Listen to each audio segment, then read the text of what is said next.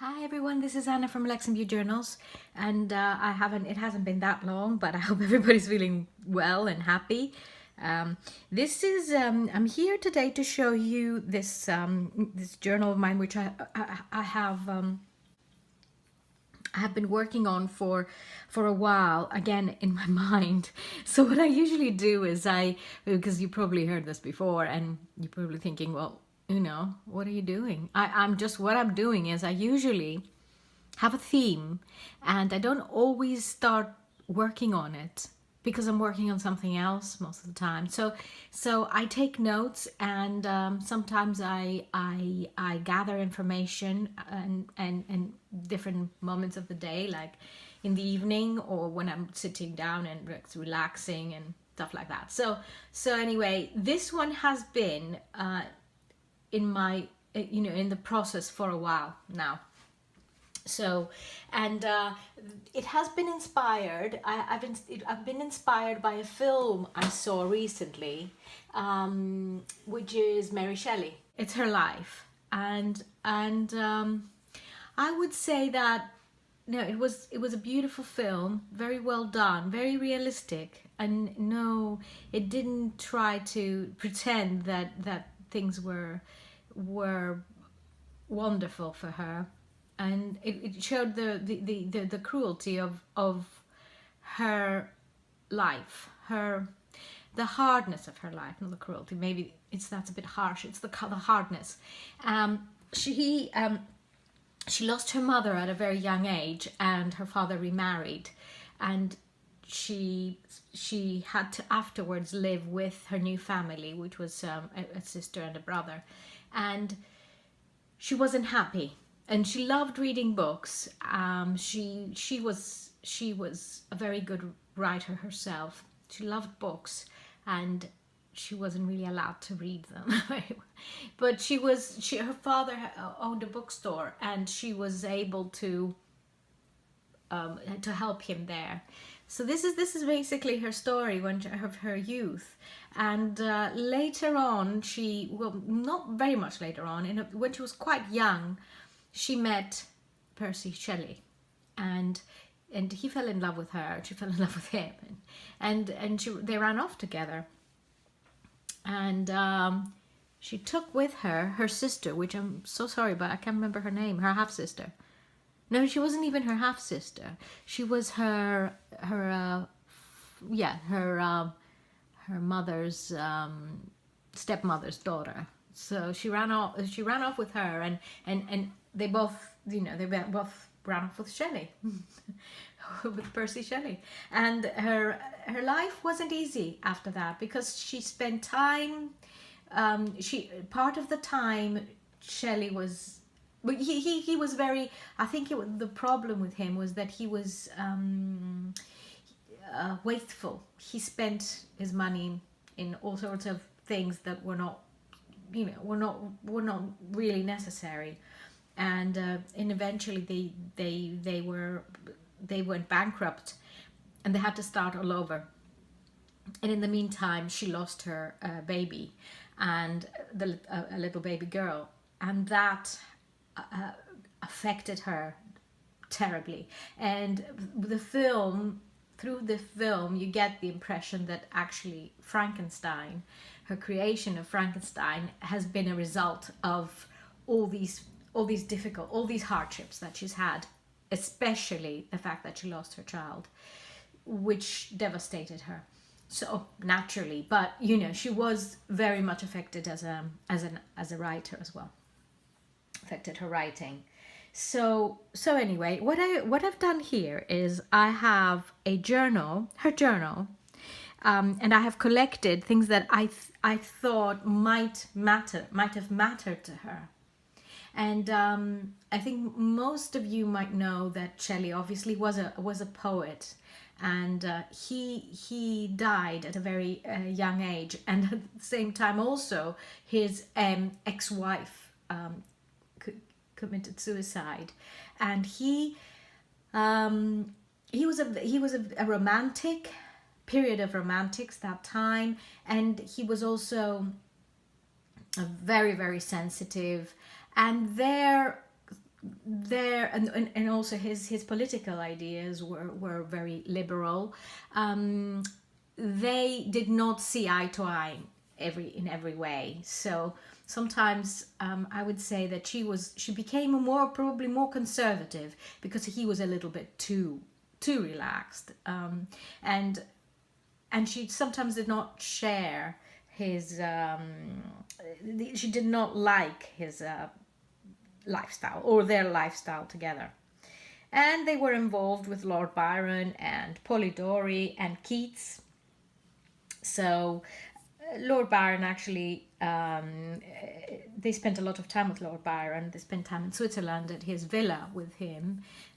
So, you know, that was also part of her life, and that's where she wrote Frankenstein. She started writing Frankenstein, and that's where Polidori wrote the Vampire, which was later on claimed by Byron and so on. So anyway, it's quite a long story, and I've already taken a bit of your time with this, but I'll show you what I perceived as a diary that a lady like that would have.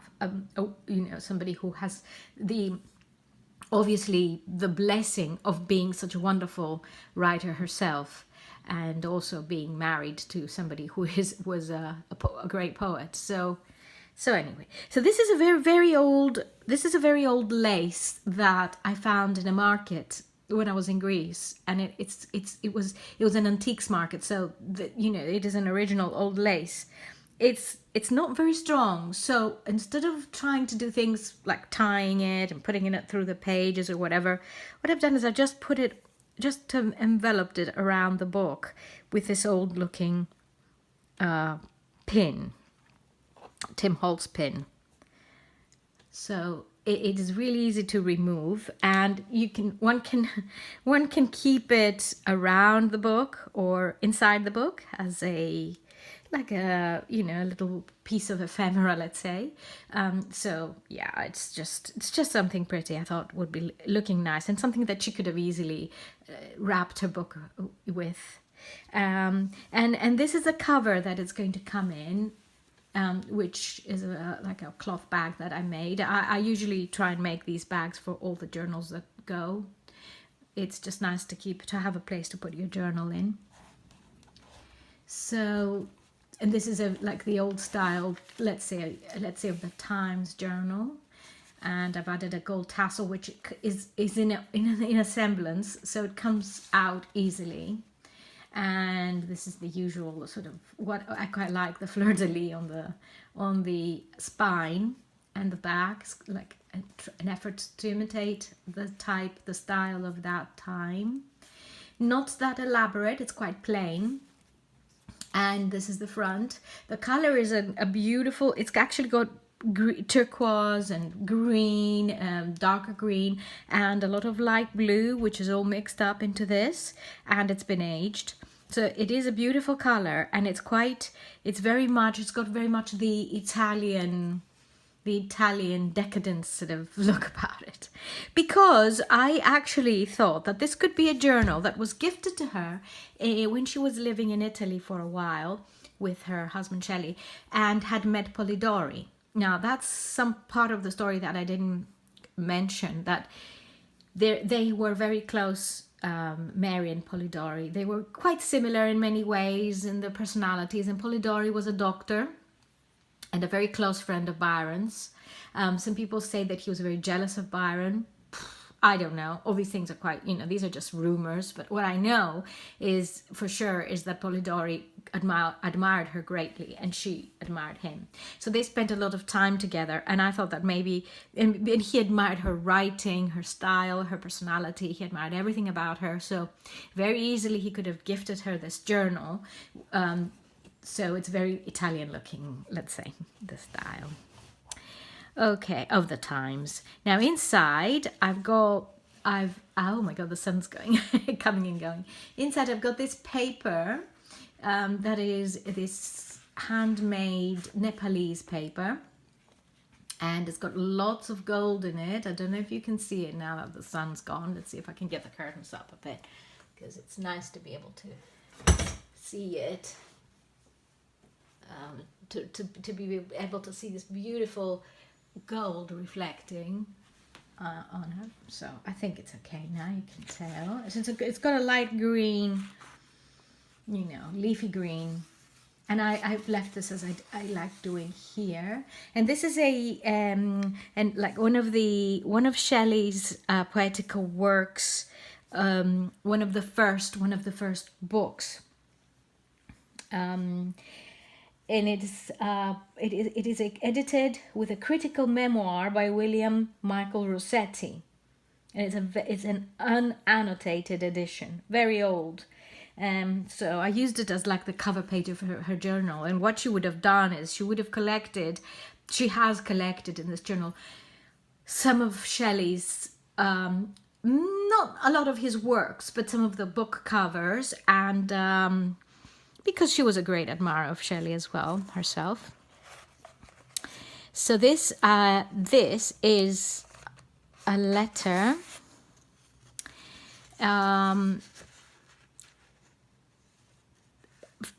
written by her mother, whose name was Mary Woolcraft, and it is a letter that she wrote to a lady, and it is related to her work. Her mother was a feminist and a feminist writer, and so yes, this is a letter written to Catherine McCanley, December 1790. So it's quite old, and it is written on. It has been printed on handmade paper, so it looks rather nice and rough. And actually, I put it the other way around because it's nice to be able to see it coming out of the pocket here. And this is a side pocket, and a bead, and a citron bead, and a bit of a lace here. It is the journal is feminine, but not too feminine. I don't really like making them too feminine anyway, but it is a ladies' journal, and you know. And this is a miniature painted by Reginald Easton, 1857, and she's wearing a costume. And this is a bit of that paper that I thought looks well on the side, reflecting the gold of the miniature itself. And this is the picture of the villa where they stayed in Switzerland.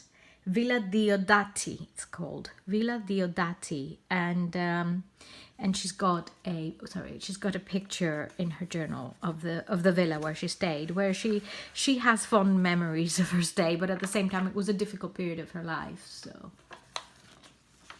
okay, a bit of washi here, very Italian villa style look, and some of this paper, and this is some music which dates back to the 17th century. So you know, she's got that in her journal because she loved music.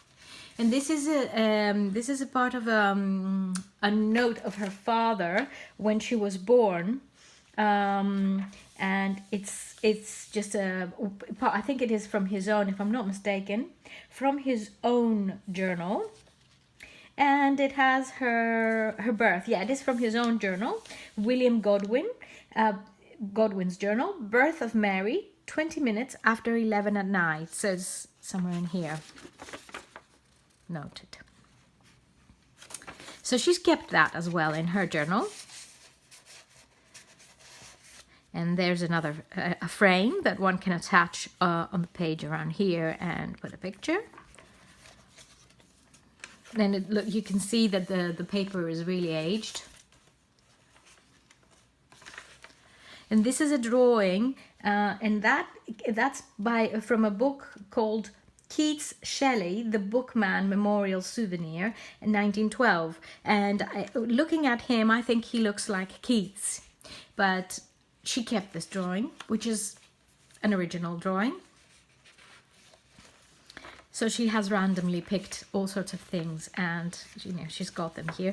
This is a tiny little notebook that I made from handmade paper, and it is the cover is from notes of Shelley. Shelley's notes, and she just took those little notes and sort of made them a cover to her little notebook after he died think he died, you know, fairly early. This is a Lily of the Valley, and it is from a very old book dating back to the early 1900s, but it doesn't matter if it's not as old as, obviously, as when she was. And it is from her stay in Italy and her memories there. So she's taken a page from a book with the Lily of the Valley, which is her favorite flower. And this is Shelley, a painting.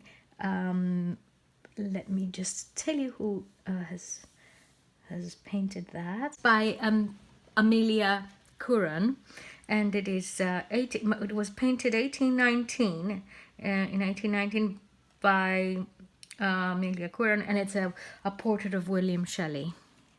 It's, you know, very youthful, and it must be in Italy, I think. This is one of his early poems, and it was written to Mary Wollstonecraft Godwin, and that's Mary Shelley, his wife. So that was when he first met her. It says composed June 1814. So this is the poem, and of course she kept that poem when it was published. I found a very old book, you know, and well, I discovered a very old book with all the works, the works of Shelley, and it was published. It was published by his wife, and she has written notes on it. So, written her own notes on it, and you'll see them a bit later there. This is this is like another part of a piece of a journal.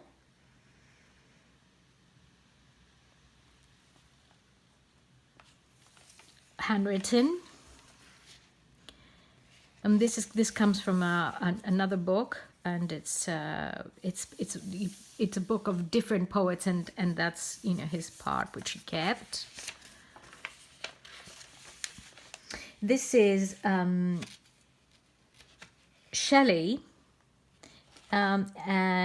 This is an illustration from one of the poetical works of Shelley, and it is the memoir and illustrations by W.B. Scott.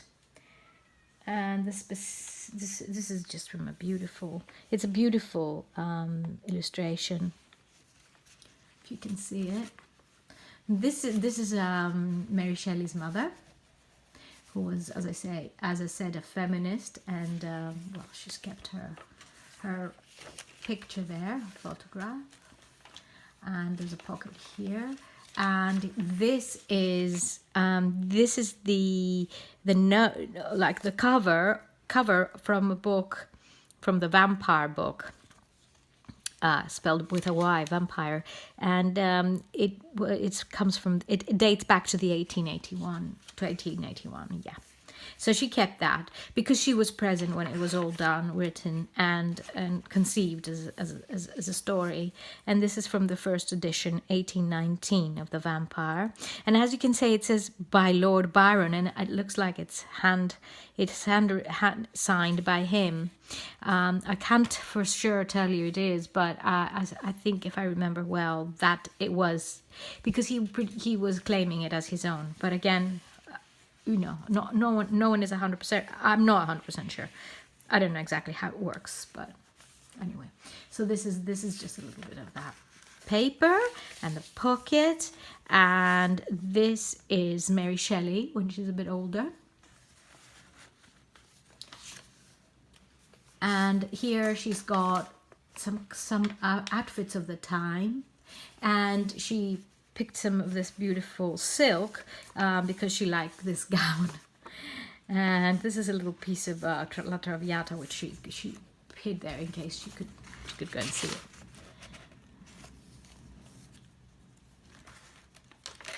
As you can see, there's a bit of gold around because I've edged it with gold, the book, the way an old book would be at those times. There's some washi, Italian style. This is a painting of The Funeral of Shelley by Louis Edward Fournier, 1889. And you can see Byron here in the background. These are some hand sort of made border material, and some more of that beautiful paper, and some music washi.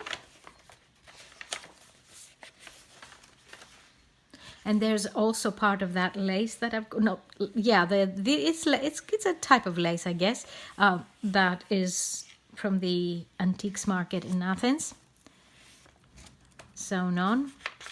So the owner of this journal might want to do the same, might want to connect it with the cover, that one on, so that it doesn't, get completely, destroyed. And this is Villa Diodati. It's a drawing of Villa Diodati, where of the times where Frankenstein was conceived.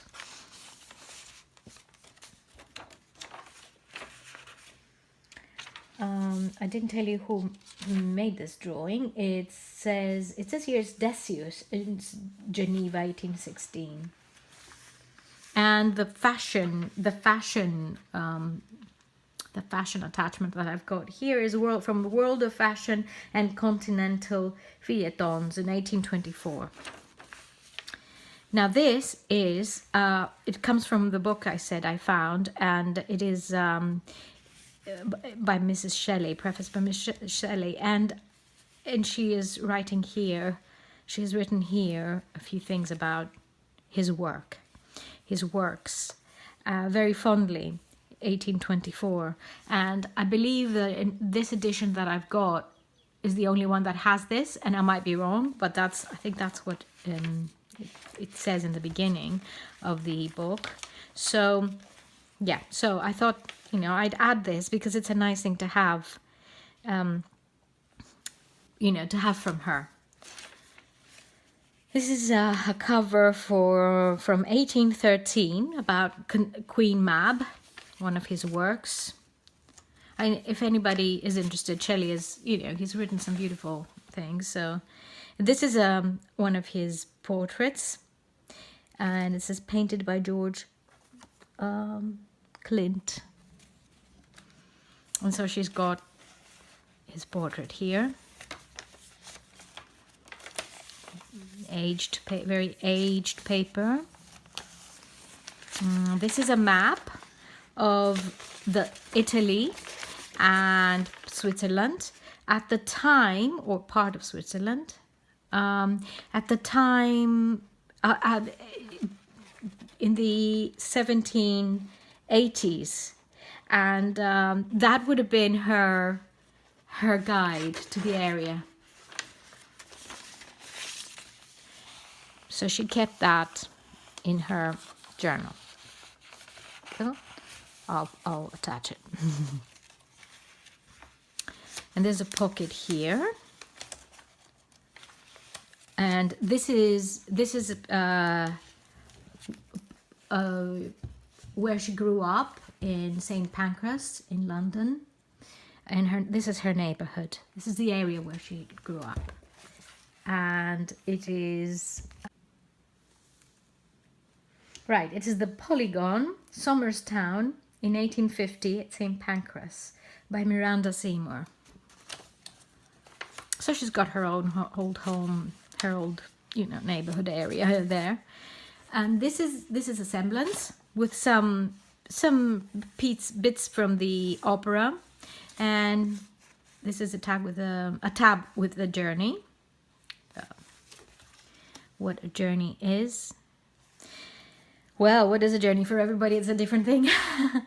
And this is a book plate that she was looking at for, because she liked it, and she attached it by Hieronymus Ebner, one of the book plates I've got.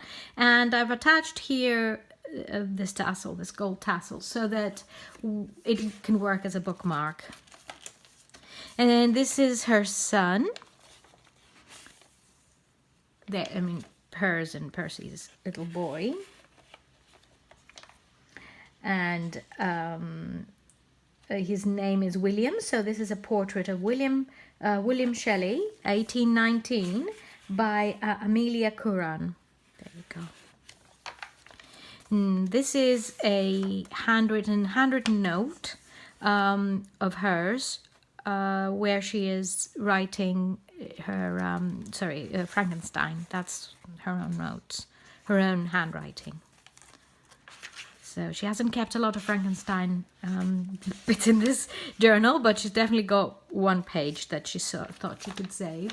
And this is a pocket and a bit of ephemera here, a flower that she might have cut out of a magazine or something, out of a book.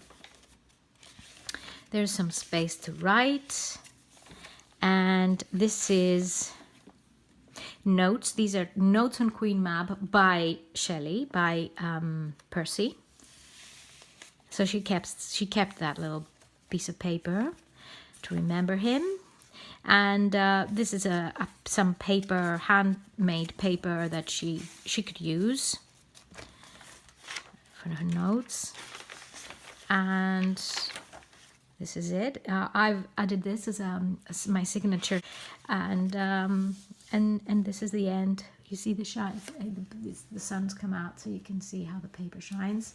So there's a lot of gold here, but in a delicate, old worldly way, and lots of threads hanging, as you know, as we like. Some of us like, and I know we do. And so this is the journal. I hope you enjoyed this video, and I hope you enjoyed all the Mary Shelley details, of her life. This is just a little bit of what I could offer, so that I wouldn't make this too tiresome. And this journal is going to be up on Etsy, I was thinking, tomorrow evening, and it would be the usual 8 p.m. UK time, so people don't get confused.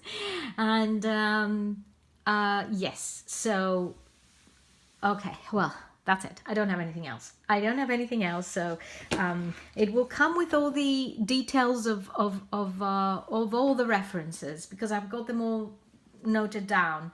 And so whoever receives the journal, whoever decides they want it, they will have references of everything that is in there, so they know what they've got. So yeah, have a lovely rest of the remaining of the week, and a lovely weekend, and we'll speak soon. Bye bye.